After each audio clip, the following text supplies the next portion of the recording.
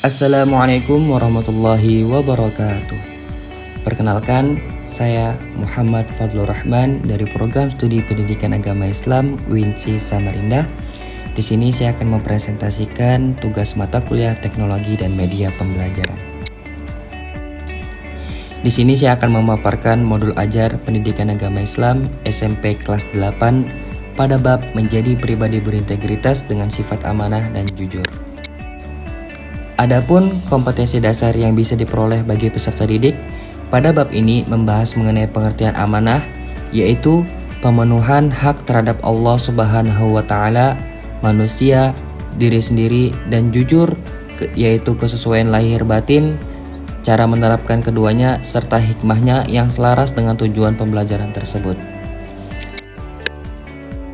Di sini kita akan membahas mengenai menu belajar. Yang pertama ada pengertian, kemudian yang kedua ada contoh cara berperilaku, dan yang ketiga manfaat yang bisa diperoleh.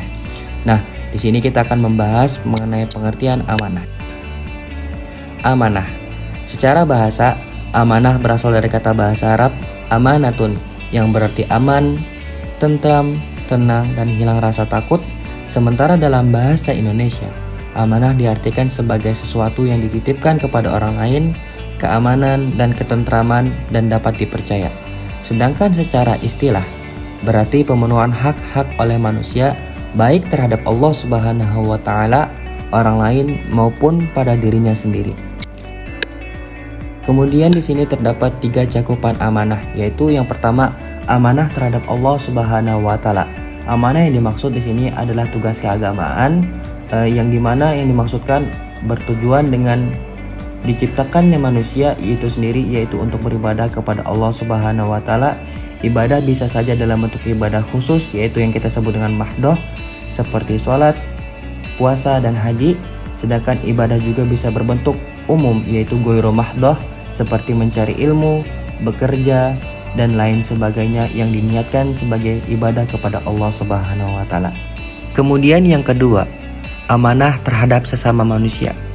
Amanah kepada sesama manusia adalah segala sesuatu yang dibebankan kepada manusia dari manusia lainnya, baik dalam bentuk materi ataupun juga non-materi. Amanah yang berbentuk materi misalnya, menitipkan benda ataupun harta kepada seseorang. Kemudian sementara amanah yang berbentuk non-materi misalnya, memberikan jabatan ataupun kepercayaan yang diberikan, sehingga jabatan ataupun kepercayaan yang diterima seseorang pada dasarnya merupakan amanah yang harus ditunaikan. Kemudian yang ketiga adalah amanah terhadap diri sendiri. Amanah kepada diri sendiri adalah tanggung jawab terhadap segala nikmat yang ada dalam diri manusia yang berguna bagi dirinya, misalnya anggota tubuh, kesempatan, kesehatan, ilmu, harta, dan lain sebagainya. Semua nikmat itu harus dilihat sebagai titipan Allah Subhanahu wa Ta'ala untuk diri seseorang. Kemudian kita lanjut kepada menu belajar. Contoh cara berperilaku amanah.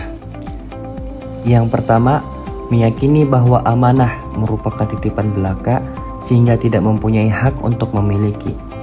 Kita harus yakin bahwa amanah ataupun segala sesuatu yang dititipkan oleh Allah Subhanahu wa Ta'ala itu hanyalah bersifat sementara, dan sesungguhnya segala hal yang berasal dari Allah Subhanahu wa Ta'ala itu akan kembali kepada dirinya. Kemudian yang kedua, menyadari bahwa setiap amanah harus dipertanggungjawabkan baik di dunia maupun juga di akhirat. Kemudian kita lanjut pada menu belajar, yaitu pada pengertian jujur. Dalam bahasa Arab, jujur berasal dari kata siddiq, yang artinya berkata benar. Jujur secara bahasa dalam bahasa Indonesia berarti lurus hati, tidak bohong, dan tidak curang. Sedangkan secara istilah, jujur adalah kesesuaian antara lahir dan batin, ucapan dan perbuatan, serta berita dan fakta. Seseorang dikatakan jujur apabila ia berkata sesuai dengan kenyataan. Kenyataan ini meliputi sesuatu yang dipikirkan dalam hati atau pikiran, perkataan, dan perbuatan yang dilakukan. Kemudian di sini kita akan mempelajari mengenai contoh cara berperilaku jujur.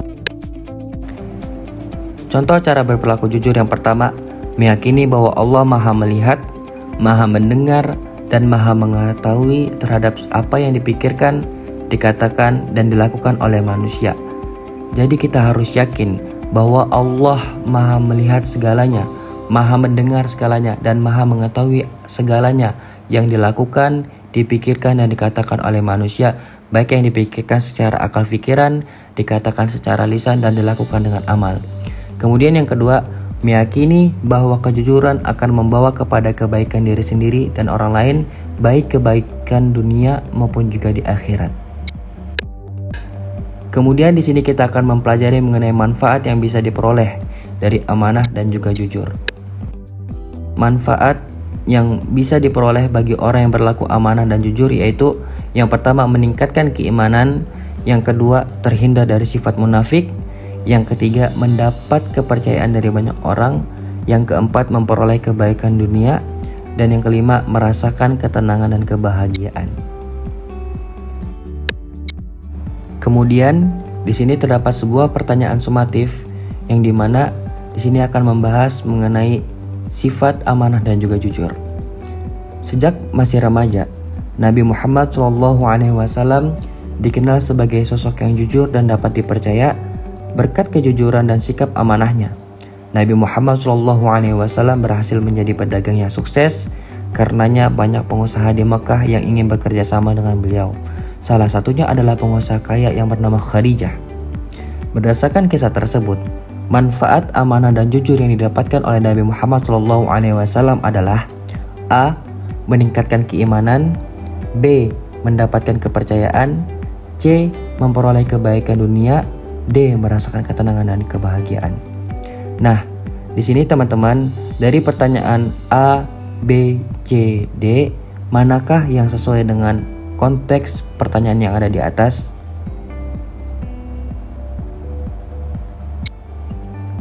Dan jawabannya adalah B.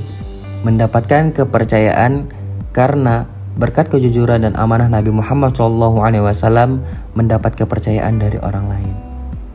Jadi di sini manfaat yang diperoleh Nabi Muhammad SAW yaitu mendapatkan kepercayaan dari orang lain yang termasuk dalam kategori amanah dan jujur dalam berdagang. Kemudian di sini terdapat refleksi. Yang pertama, bagaimana menurut Anda tentang materi tersebut? Apakah mudah dipahami ataupun sulit untuk dipahami? Kemudian yang kedua, apa yang Anda dapatkan dari materi tersebut, baik dari sifat amanah dan juga jujur? Di sini sebagai pengembang, saya pribadi Muhammad Fadlur Rahman, Program Studi Pendidikan Agama Islam, Kampus UIN Sultan Haji Muhammad Idris Samarinda, dan buku rujukan Tatik Pujiani dan kawan-kawan Pendidikan Agama Islam dan Budi Pekerti SMP kelas 8 Jakarta Selatan dan diterbitkan oleh Pusat Perbukuan Badan Standar Kurikulum dan Asesmen Pendidikan Kementerian Pendidikan, Kebudayaan, Riset dan Teknologi 2021 yaitu Kemendikbud.go.id. Sekian, terima kasih dan mohon maaf jikalau ada kesalahan maupun kekurangan dalam penyampaian materi modul ajar Pendidikan Agama Islam SMP kelas 8 bab menjadi pribadi berintegritas dengan sifat amanah dan juga jujur. Azanallahu wa iyyakum ajma'in. Wabillahi taufiq wal hidayah wa ridha wal inayah. Assalamualaikum warahmatullahi wabarakatuh.